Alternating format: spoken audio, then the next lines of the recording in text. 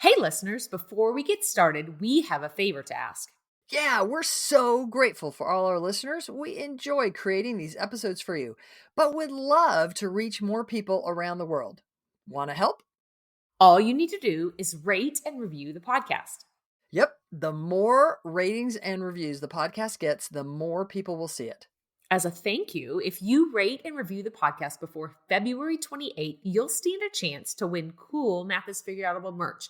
All you need to do is send a picture of your review to support@mathisfigureoutable.com before February 28th, and you'll be entered into the drawing. Y'all, we appreciate you. Now, on to the episode. Hey, fellow mathers. Welcome to the podcast where math is figure-outable. I'm Pam Harris, a former mimicker turned mather. And I'm Kim Montague, a reasoner who now knows how to share her thinking with others. At Math is Figureoutable, we are on a mission to improve math teaching. We know that algorithms are amazing human achievements, but y'all, they are not good teaching tools because mimicking step-by-step procedures can actually trap students into using less sophisticated reasoning than the problems are intended to develop. In this podcast, we help you teach mathing, building relationships with your students, and grappling with mathematical relationships. We invite you to join us to make math more figure-outable. Woo! Hey, Hi there. Hi there. How's it going? It's good. How are you? Crazy. Thanks. Yeah. Wait. My life is full of many good things. Wonderful things. And I am open to, whatever. All right. I got to hug my grandson twice this weekend. So that's exciting. That made things good. Yep. It's super fun. Yeah, he's so cute. He will, how do I even say this? He will join me in doing things for longer than I think any of my kids ever did. Like he and I made cookies last night, and he'll just, grab them. He's 15 months old, y'all. Okay. He'll grab the measuring cup and we'll dip it in the flour and we'll pour it in, and then we'll dip it in the flour and we'll pour it in. And last night I lost track of him, and all of a sudden I looked at him and he had his hand in the flour and he had it all over his face. I was like, oh, hey. Anyway, he's just brilliant. Yeah. I think I forget how old he is and that he's doing stuff like that. Yeah. I picture him still tiny bitty. Oh, so cute. So cute. So cute. And both of them are. I just see one a little bit more often. Yeah. So, yeah. Well, I actually see your other one more on Zoom. Because you see virtually. Yeah. That's hilarious. Yeah. Okay. All right. Well, I have a super, super great review. Jeremy Pryor says all the right things. Ooh. I am absolutely loving all that I'm learning from Pam Harris. As a teacher, it doesn't feel like we have extra time. No kidding. But I genuinely look forward to owning a new idea, strategy, or concept that I can easily turn around in my classroom to help build and strengthen students' thinking. Pam makes even the most complex ideas comprehensible and purposeful so that then we can be prepared to help our students find that math is actually figure-outable. Highly recommend. Oh, Jeremy, great. Listen, nice. Wow. The thing that I'm attaching to right now is that I can easily turn around in my classroom. How many times do we learn something and we feel like it might resonate, but it doesn't translate to what do we do? Where do we go? What now? I love that. Yeah. That's super great, Jeremy. Yeah, thanks. Y'all, we super appreciate the ratings and reviews that you give. It helps more people find the podcast. It's not just to make us feel better. That is nice. But it really does. The algorithms use it to send the podcast out to more people. So we appreciate that. Y'all, if you get a chance today in all your spare time, because we know you're busy teachers, we'd love it if you'd rate, review the podcast. That would be fantastic. Okay. So big congratulations to you, Miss Pamela Harris, because your brand new book is out any day. Woo! I'm so pumped for this book. It is such a great read, and a really, really helpful, necessary addition to the math world. I know a lot of people have had a chance to preview and have said amazingly wonderful things, which is very sweet, but also it's welcomed and it's needed. And I cannot wait for people to get their hands on it. I know it's been a long journey. It has to, yes.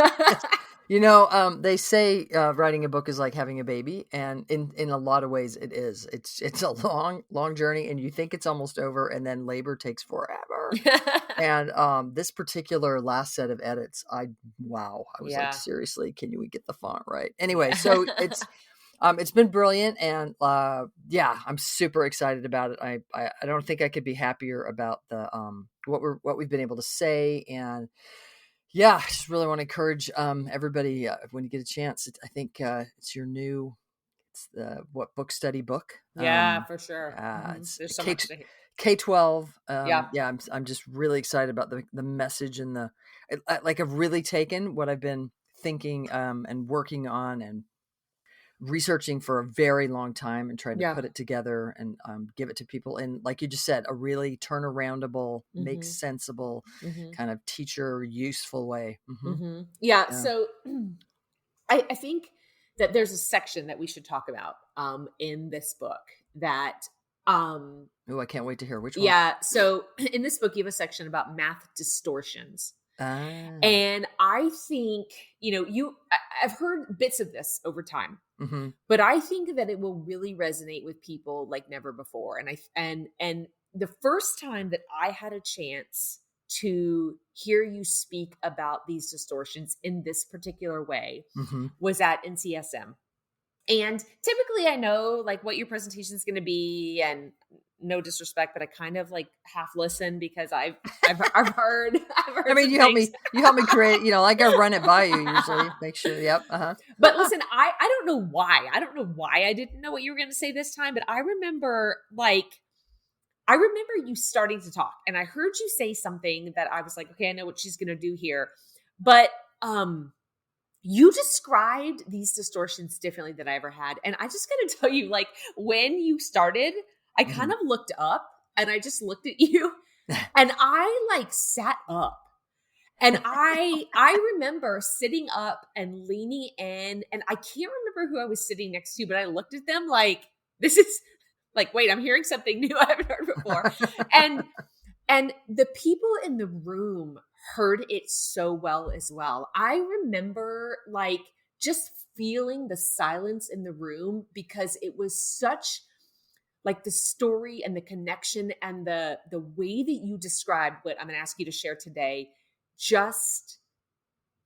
It just made sense in a way that other things I think, like people maybe have kind of heard.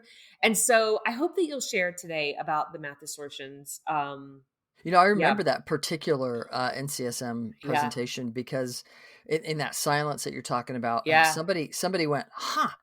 Yeah. And I kind of zeroed in and I was like, heard the noise and I was like, what? And that person goes, it's just so good.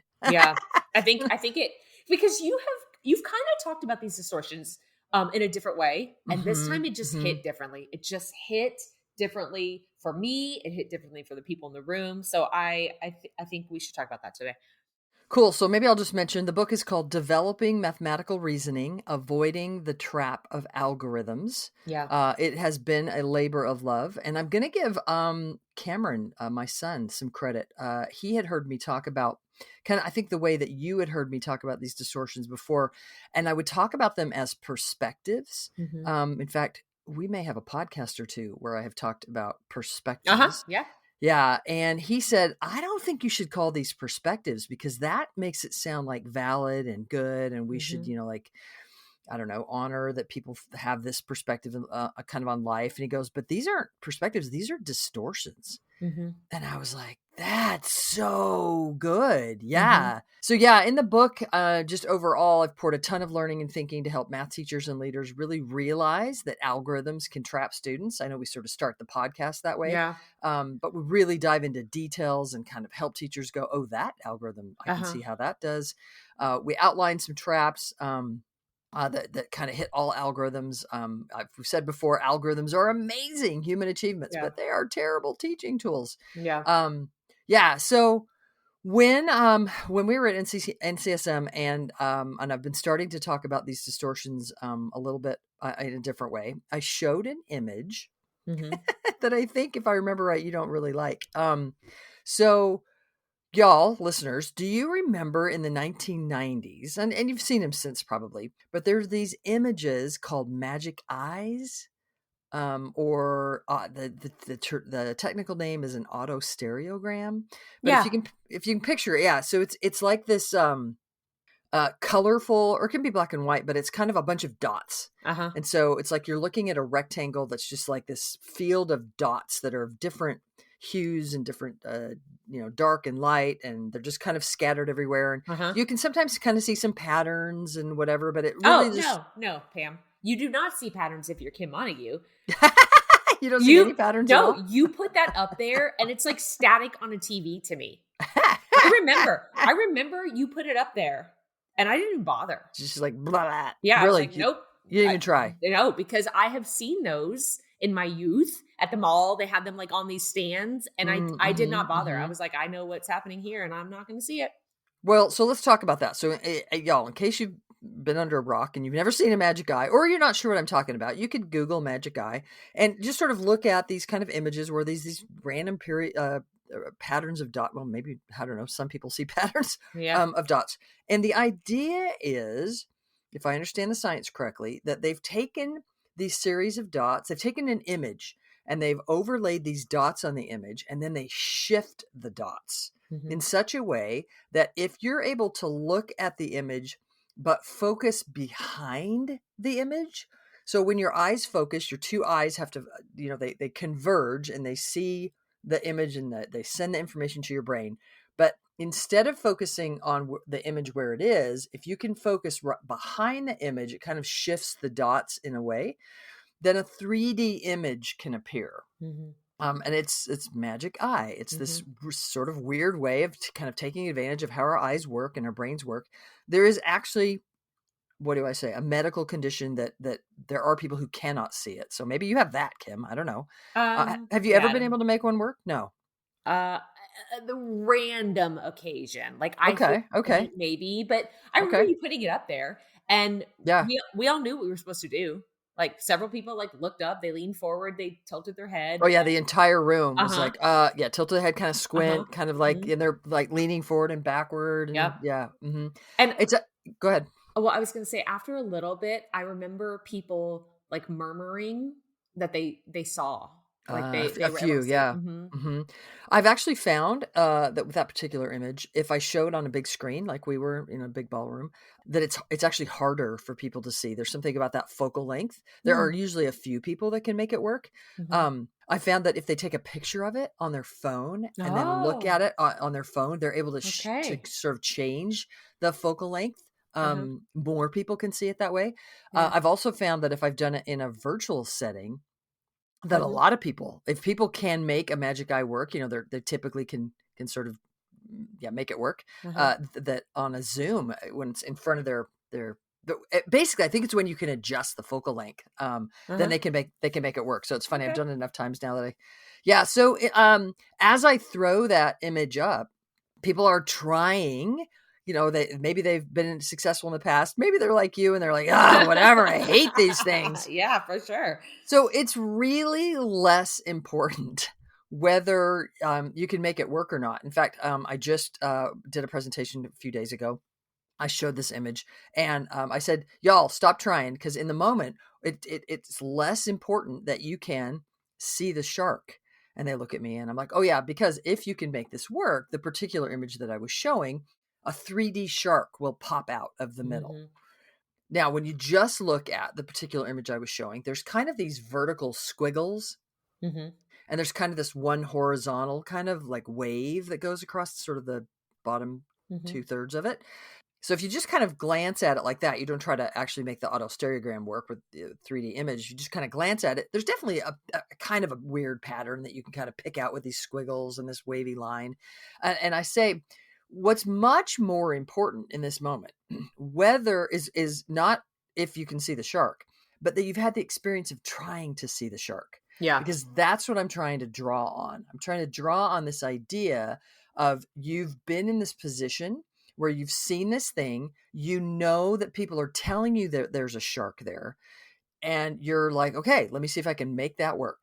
So, Kim, would you consider that there are people out there who can see the shark a little bit easier? Let's just sort of use this as a metaphor for a second to say that there are people who have natural talents, I think, out there. Some people play basketball easier. Some people run hint, that's you. Like gazelles, like we all have natural talents and inclinations and interests that sort of make some things come a little bit easier for us. That doesn't mean that I can't run. I don't know that I'll ever be as good of a runner as you, but I can run if I put the time and effort into it. So that there are some people out there who saw patterns and put them together to make more math.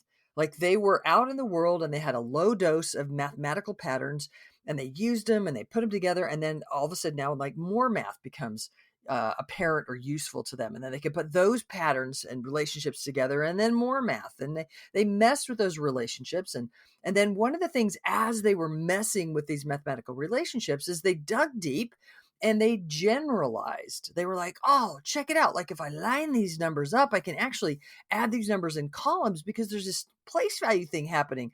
But that's after they've really explored and messed with and really created mental maps and connections and relationships. Then one of the things, not the end goal, but one of the things they do is that they create algorithms. They create generalizations that could allow people to operate on stuff. Those procedures can help people get answers.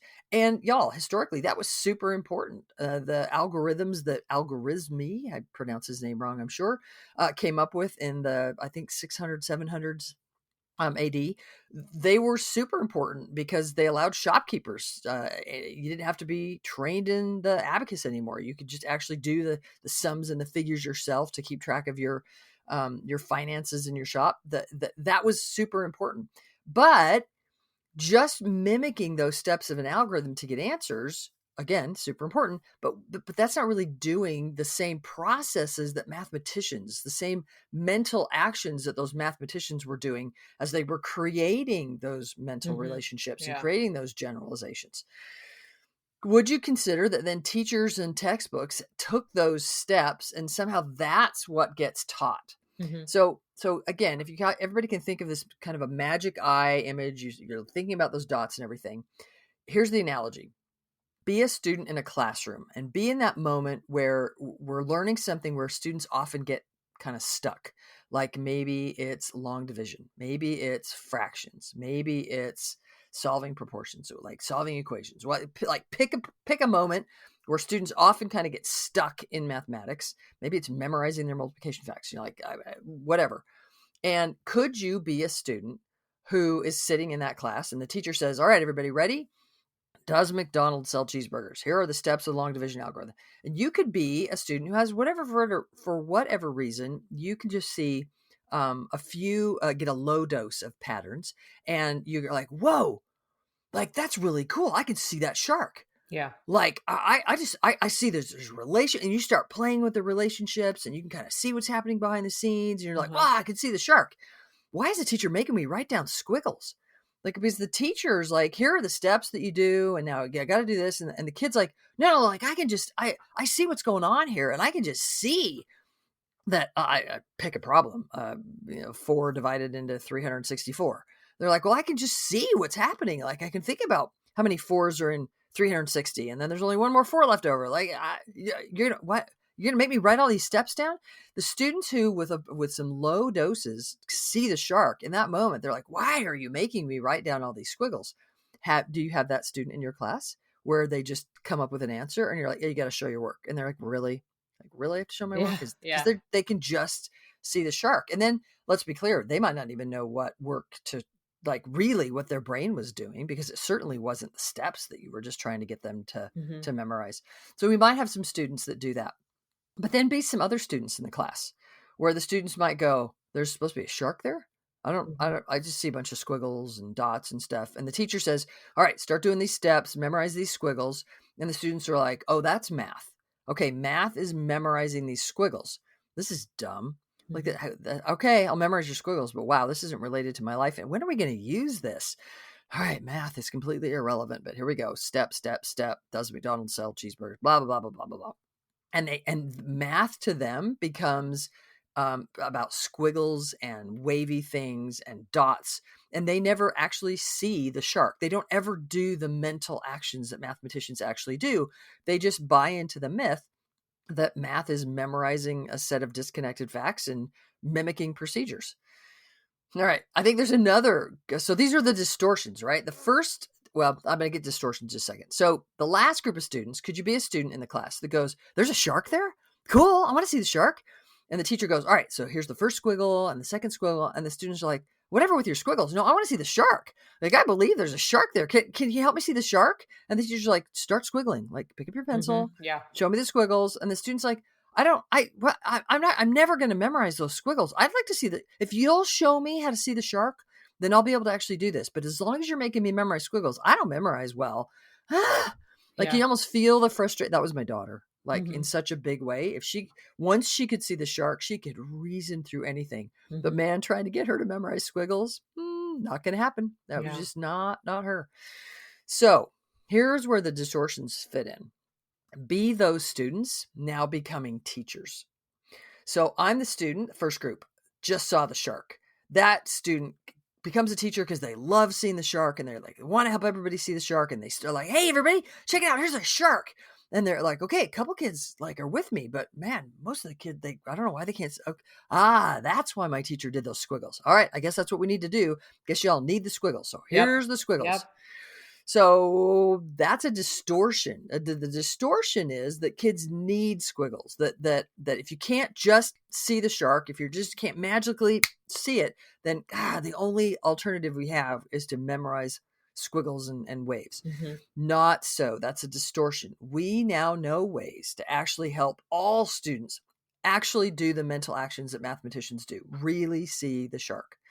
So second distortion, be the student who doesn't see the shark, needs higher doses of patterns, and just would buy into memorizing the squiggles. That student becomes a teacher, and that teacher says, all right, everybody ready?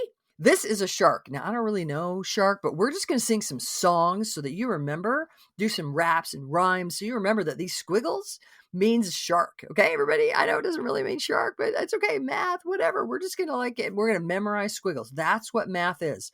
They might have kids in their class that see the shark, but boy, howdy, that teacher's going to be like, no, you got to show me squiggles, because math is about squiggles, and you're going to show those steps. And if you don't show those steps, then, because that's what math is.